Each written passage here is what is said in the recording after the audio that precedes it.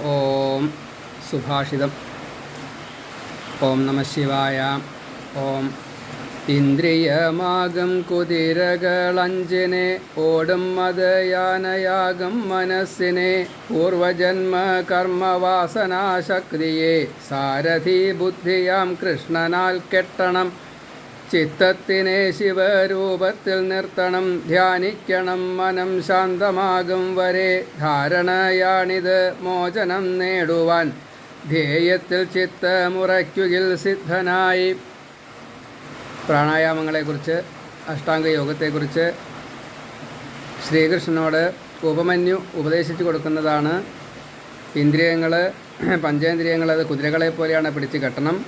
അതേപോലെ മനസ്സ് ചഞ്ചലമാണ്, മതയാനെ പോലെയാണ്, തോട്ടികൊണ്ട് വലിച്ചു നിർത്തണം.